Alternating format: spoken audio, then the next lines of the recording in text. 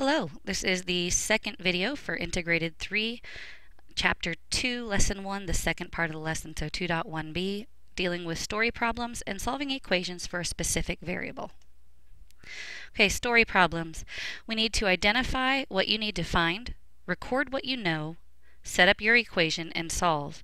So here from Pearson Integrated High School Mathematics Course 3, we have problem 3.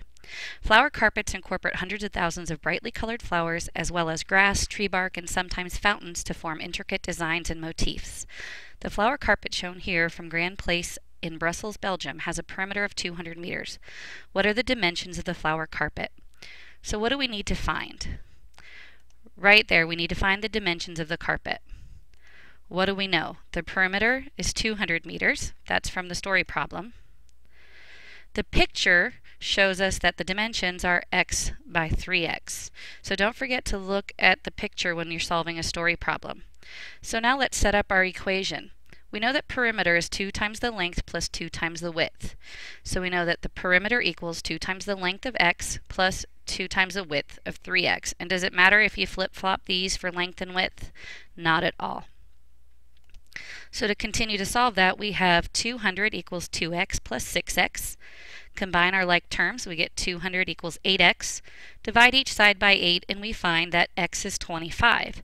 So if we plug that back into this problem, we find that the dimensions of the flower carpet are 25 meters, and 3 times 25 is 75, so 75 meters. Okay, solving for a specific variable. Keep in mind that you usually will not get a numerical answer. You're just trying to get one variable alone, and it's often used when only one dimension is needed from a formula. Here's an example. The equation C equals 5/9 times the quantity F minus 32 relates temperatures in degrees Fahrenheit F and degrees Celsius C. What is F in terms of C? Well, right now we have our C, so we need to solve for F. So we need to get F alone. Let's deal with this 5/9 first. How? Well, to me, they're multiplying by 5/9, so we can divide both sides by 5/9, or you can multiply by the reciprocal 9/5, which is the easiest way in my mind to deal with it. So we're going to multiply each side by the reciprocal 9/5, and that gives us 9/5 C, and I'm sorry, there should be parentheses around here so that you know that it's the whole fraction 9/5 next to the C, equals F minus 32, because 5/9 times 9/5 is just 1. So now we undo the minus 32 by adding 32 to each side, which gives us 9/5 C plus 32 equals the Fahrenheit. So again, this 9/5 probably should have a set of parentheses around it. I apologize for that. Okay, sometimes, always, never. I would think we almost all hate those type of questions. Equations can have no answer, one answer, or an infinite number of answers. How can you tell the difference? It's sometimes true when an equation works out to be something like x equals 2 or b equals negative 4.3 or m equals 1/2, anytime you have a variable on one side and something different on the other side of the equal sign, like a number, a value of some sort, it's going to be sometimes true. Never true when an equation works out to two numbers that aren't the same, one on each side of the equal sign, such as 4 equals 5, negative 3 equals 2.4, 1 equals 0. You know that those things aren't true. So when you solve an equation, if you get that at the bottom, that equation is never going to work out to be true. And then always true when the numbers or variables on both sides of the equation are exactly the same. So x equals x, 7 equals 7, 2.3 equals 2.3. Anytime they match on both sides, they're going to be always true. Let's do a little bit of practice together. Two buses leave Atlanta at the same time, traveling in opposite directions. Oh no, the famous algebra problem. One bus is traveling at 55 miles per hour and the other bus is traveling at 45 miles an hour. When will the buses be 400 miles apart? So again, what do we need to find? What do we know? And what's the equation we need? So what do we need to find? We need to find when the buses will be 400 miles apart. What do we know? Bus 1 is traveling 55 miles an hour, bus 2 is 45 miles an hour. What's the equation that we need? Well, we need to remember that distance equals rate times time. So the distance is 400 miles. The rates are 55 and 45. The time is what we are looking for. When? It's a time question.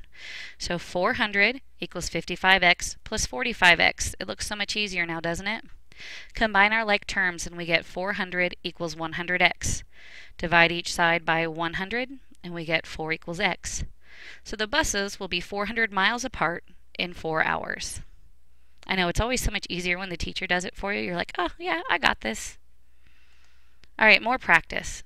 Is the equations, that's great English. Is this equation always, sometimes, or never true? 11 plus 3x minus 7 equals 6x plus 5 minus 3x. Combine our like terms. So we have 11 minus 7 here is 4, plus 3x equals 6x minus 3x is 3x plus 5. Combine like terms by subtracting 3x from each side. We get 4 equals 5. Is this ever true? If it is, I'll give you $4, you give me $5, and we'll sit here and do it all day long. It's never true. All right, and let's practice this one real quick. The equation K equals C plus 273 relates the degrees Kelvin in terms of degrees Celsius. What is C in terms of K? Get C alone by undoing the plus 273, and we undo addition by subtracting. So K minus 273 equals C. Notice again, when we're solving for one variable, we don't usually get a numerical answer. All right, here are 3 problems for you to try. Try these before class tomorrow. Solve the formula V equals length times width times height, or LWH, for W. Number 2, the first stage of a rocket burns for 28 seconds longer than the second stage. If the total burning time for both stages is 152 seconds, how long does each stage burn? So story problem to practice. And 3, is the following equation always, sometimes, or never true? 15x plus 2x minus 4 equals 9x plus 11 minus 7x. Hope you have a great day, and we will see you in class.